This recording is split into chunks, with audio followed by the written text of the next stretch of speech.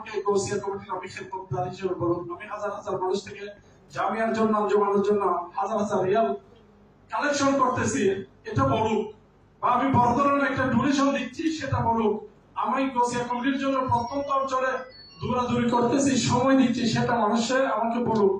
এই রিয়াটা যদি নিজের কাছে চলে আসে, ইচ্ছাকৃত না অনিচ্ছাকৃত, মানে মনে মনে চলে আসলো, তখনও আমাদের জন্য কি এটাও বিপদ, এটাও কি বিপদ। এই বিপদ থেকে নিজেদেরকে বাঁচানোর জন্য সবসময় চেষ্টা করতে হবে।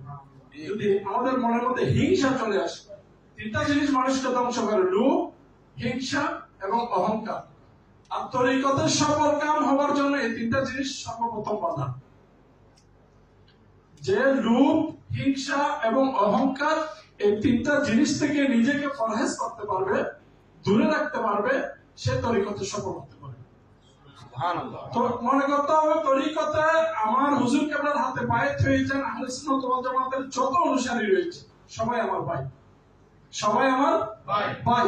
হ্যাঁ, ভাইদের মধ্যে আমাদের ভুল বুঝাবুঝি, মানুষ সবসময় একমত থাকতে, 5 জন মানুষ এক জায়গায় হলে সবার মত এক কখনো হয় না।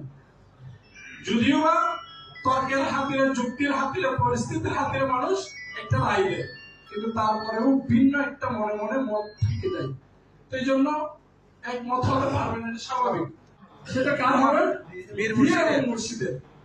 পৃথিবীর যত বড় জ্ঞানী মহাজ্ঞানী হোক, যে ওখানে যদি আমার পীর মুর্শিদের কথা চলে আসে, নির্দেশনা চলে আসে, তখন অন্য জ্ঞানী মহাজ্ঞানীর কথাটা আমার জন্য মানা বাধ্যতামূলক নয়, কিন্তু আমার মুর্শিদের আগে মানা সেটা বাধ্যতামূলক। এই তরিকতের মধ্যে দাখিল হওয়ার পরে যখন পীরের হাতে আমরা বাইত হবো, পীরের হাতে হাত রাখবো, তখন এমন ভাবে নিজেকে সুপারদ করতে হবে, আমি দেখতেছি সকালবেলা পূর্ব দিকে সূর্য উঠছে, আমি নিজের চোখে দেখতেছি, কিন্তু আমার মুর্শিদ বলতেছে সূর্য পূর্ব দিকে না, পশ্চিম দিক থেকে উঠতেছে। আমাকে ধরে নিতে হবে, মেনে নিতে হবে, পশ্চিম দিকে সূর্য উঠতেছে। এটাই হচ্ছে বায়াত, এটাই হচ্ছে পীরের হাতে বায়াত। আপনি দেখতেছেন যে, কিন্তু আপনার যুক্তি বলতেছে কি সূর্য আমি পূর্ব দিক থেকে উঠতে দেখতেছি, এবং নিজের চোখে প্র্যাকটিক্যাল দেখতেছেন, কিন্তু পীর মুর্শিদ বলতেছে না পশ্চিম দিক থেকে উঠতেছে। তখন আপনি এখানে দ্বন্দ্বের মধ্যে পড়ে গেলেন। এখন কি আপনি আপনার যুক্তিকে, আপনার বাস্তবতাকে প্রায়োরিটি দিবেন, নাকি আপনার পীর মুর্শিদের কথাকে প্রায়োরিটি দিবেন? যদি সত্যিকারের আপনি বায়াত হয়ে থাকেন, তাহলে আপনি বলবেন যে হুজুর আপনি যেটা বলতেছেন ওইটাই সত্য, ওটাই বাস্তব। পরক্ষণে দেখবেন যে ওইটাই বাস্তব।